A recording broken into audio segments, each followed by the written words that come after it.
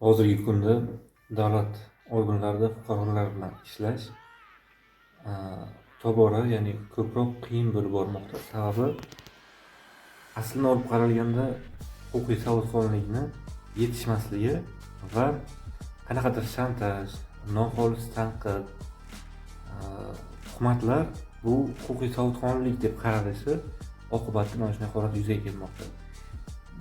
Bunaqa narsalar orqali natija nima bo'ladi?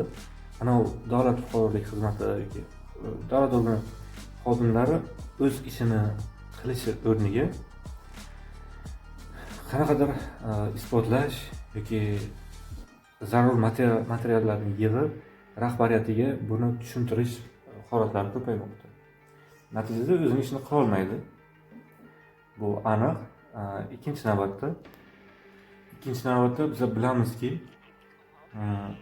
mayli poraxo'rlar, korrupsionerlar ular o'z yo'liga, lekin fidokor haqiqatan ham yaxshi ishlaydigan, o'zini fido qiladigan insonlar ham borda.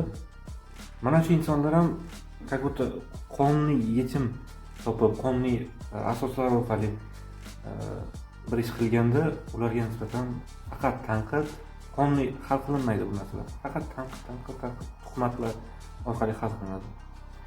Bu bora foydasiz bo'lgan bir mexanizmga olib kelinib qo'yildi.